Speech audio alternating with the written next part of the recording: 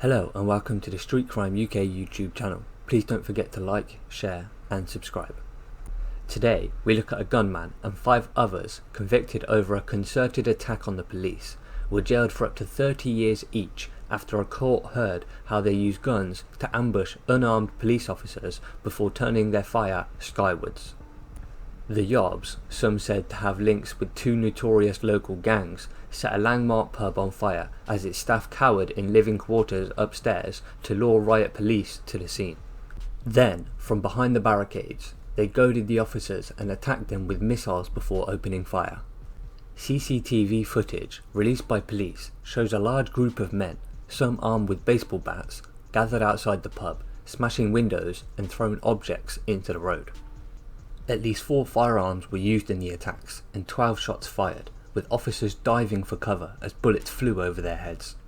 At least 2 shots were aimed at the helicopter, which had been brought in to monitor the disorder in Ashton, Birmingham, during rioting last August, jailing the gang for a total of 124 years for what he branded a concerted attack on the police.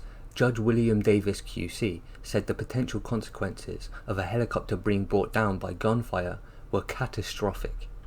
Police said the gang were cowards who had displayed an extraordinary degree of criminality and malice towards officers. The man seen in the picture firing at the helicopter was said by police to be Tyrone Laidley, 20. Following a 6-week trial, he was convicted alongside Jermaine Lewis, 27, Nicholas Francis, 26, Wayne Collins, 25, and Renato Farrell, 20, of possession of a firearm with intent to endanger life, reckless arson and riot. Amural Rahman, 17, was convicted of riot and possession of a firearm. Police said some of the defendants had ties to local Johnson Crew gang, which entered the national consciousness in January 2003, when its members were the intended targets of a gang-on-gang shooting in the city. 2 innocent teenagers died.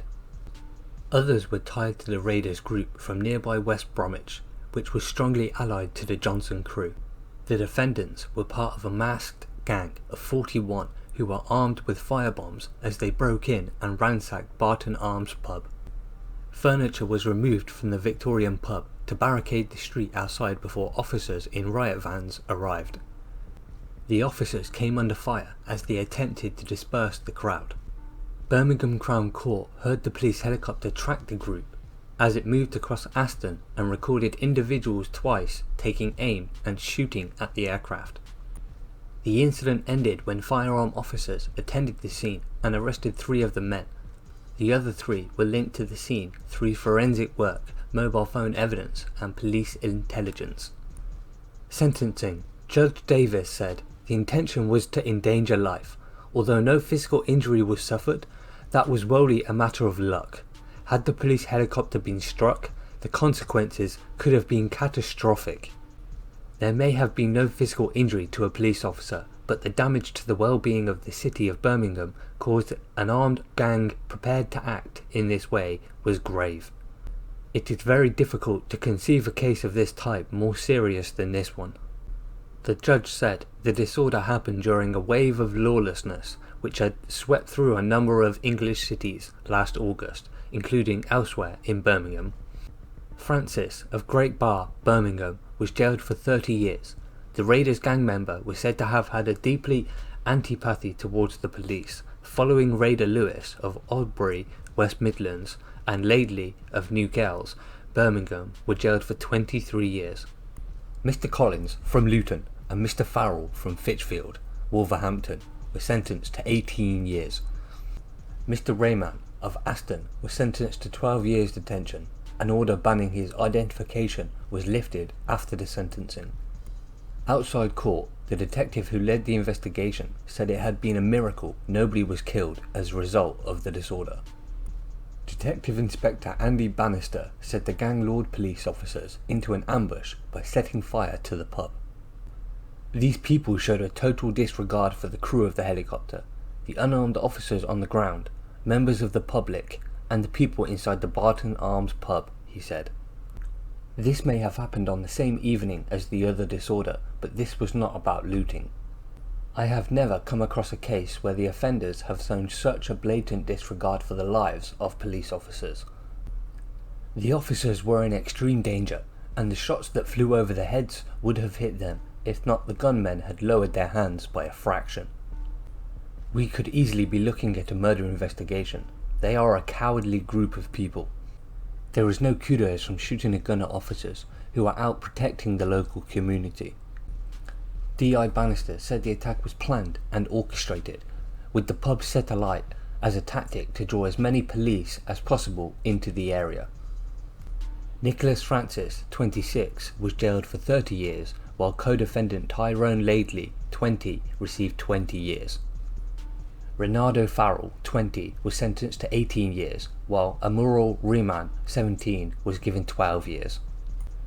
The gang lured officers into the area by firebombing a pub and even shot at a police helicopter.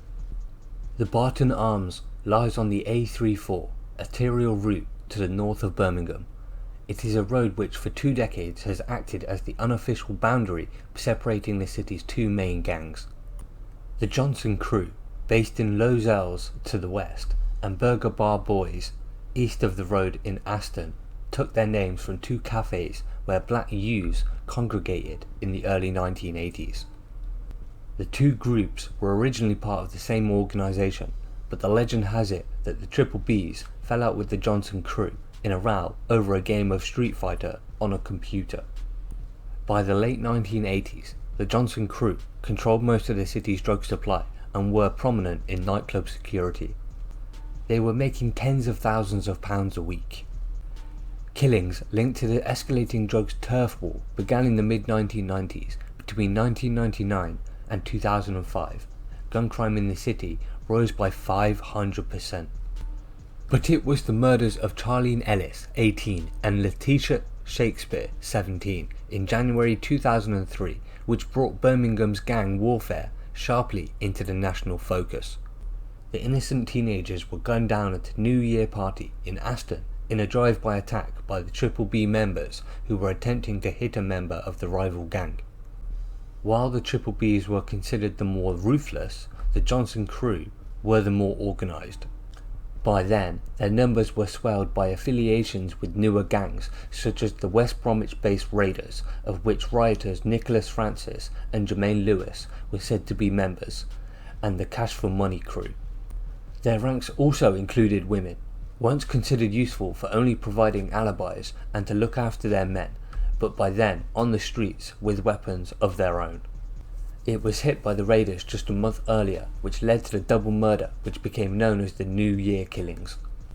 On December the 6th, 2002, Triple B member Ioanni Martin, 24, was shot dead as he sat in his car in West Bromwich High Street by assailants linked to the Raiders.